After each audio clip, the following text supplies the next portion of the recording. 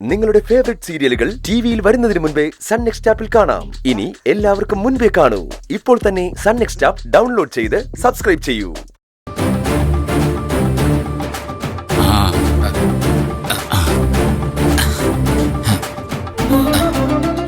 സാറേ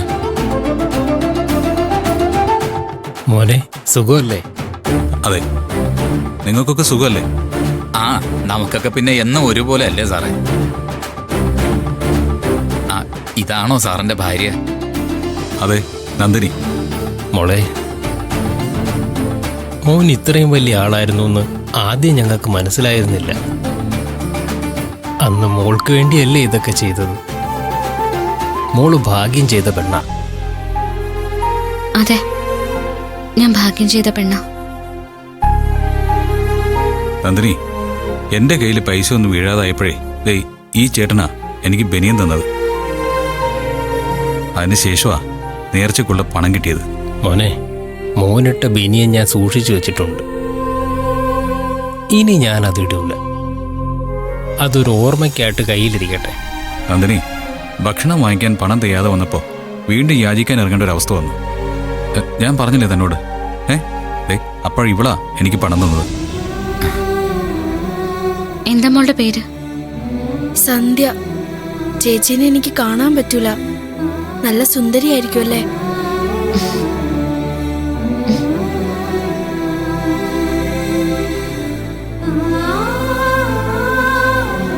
മോളെ കാണാൻ നല്ല സുന്ദരിയാ. ഞാൻ ആദ്യമായിട്ടാ ഇത്രയും വലിയ ആളെ തൊടുന്നത്. സാറേ, അന്ന് സാറ് പോയതിനു ശേഷം ഒരാളും ഞങ്ങളടുത്ത് ബഹളത്തിന് വന്നിട്ടില്ല. അമ്പല കമ്മിറ്റിക്കാരൊക്കെ ഇപ്പൊ ഞങ്ങളോട് നല്ല രീതിയിലാണ് പെരുമാറുന്നത്. ഒക്കെ സാറന്ന് സംസാരിച്ചുകൊണ്ടാ. മോളെ, ഞങ്ങളിവിടെ മനുഷ്യനാണോ മാടോ എന്നറിയാത്ത രീതിയിൽ ഇരിക്കുകയായിരുന്നു. സാറ് വന്ന ആ ദിവസമാണ് ഞങ്ങളും മനുഷ്യരാണെന്ന് അറിയുന്നത്. നന്ദിനി, ഇവർക്കൊക്കെ വീടും വീട്ടുകാരും ഒക്കെ ഉണ്ട്. പല സാഹചര്യങ്ങളിൽ ഇവിടെ വന്ന് പെട്ടവരാ. അതൊക്കെ പോകുമ്പോ ഞാൻ പറഞ്ഞുതരാം. അതെ, ഞങ്ങൾക്ക് ഈ ക്ഷേത്രത്തിൽ ഒരു വഴിപാടുണ്ട്. അത് കഴിഞ്ഞിട്ട് ഞങ്ങൾ തിരികെ വരാം. ശരി സാറേ. ചെല്ലുമോനെ, പോയിട്ട് വാ. ഇപ്പൊ വരാട്ടോ. വരസു.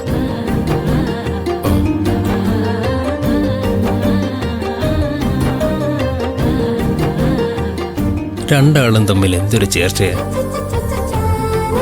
ദൈവം നല്ലത് വരുത്തട്ടെ രണ്ടാൾക്കും.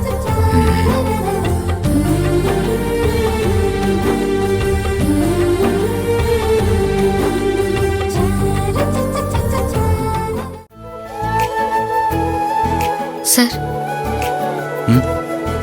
അവരൊക്കെ എത്ര നന്നായിട്ടാ സാറിനെ കുറിച്ച് സംസാരിക്കുന്നത്. പാവങ്ങള്. ഓരോരുത്തരുടെയും കഥ കേട്ടാ സങ്കടം തോന്നും. ഞാൻ മനസ്സുകൊണ്ട് കരഞ്ഞുപോയി. അത് അവരുടെ കാര്യം കേട്ടിട്ട് മാത്രല്ല, സാറിന്റെ കാര്യം ആലോചിച്ചിട്ടും ഒക്കെ എനിക്ക് വേണ്ടിയല്ലേ. അതെ, ഇത് അമ്പലമാണ്. കരയാനാണെങ്കിൽ പോകുമ്പോ ഞാൻ വേറെ സ്ഥലം കാണിച്ചു തരാം കേട്ടാ. ഇപ്പോ ചടങ്ങുകൾ ചെയ്യാം. വാ.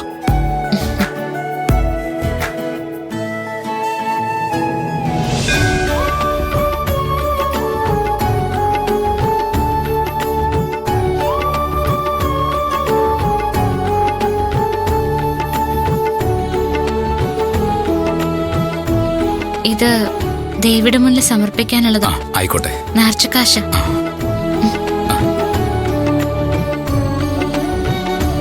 നാളും നക്ഷത്രമൊക്കെ കൂടെ വന്ന ആളിനെ അറിയൂ. തിരുമേനി അത് ഓർത്തു വെച്ചോ? നിത്യേന ഒരുപാട് ആളുകൾ തിരുമേനിയുടെ മുമ്പിൽ വന്നു പോകുന്നതല്ലേ. എന്നിട്ടും എങ്ങനെയാ ഓർത്തു വെച്ചത്? മുമ്പ് ഭാര്യയ്ക്കുള്ള പൂജയൊക്കെ നടത്തണമെന്നും പറഞ്ഞ് ഒരു വലിയ കെട്ട് നോട്ടെടുത്ത് എന്നെ ഏൽപ്പിച്ചത് ഓർമ്മയില്ലേ?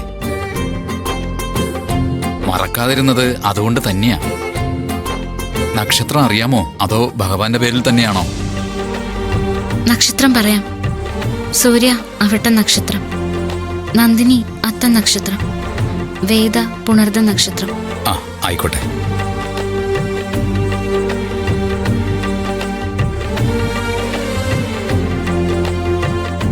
ഒറ്റ ദിവസം കൊണ്ട് ഇവിടെയുള്ള ആളുകളൊക്കെ സാറിന് വേണ്ടപ്പെട്ടവരായല്ലേ?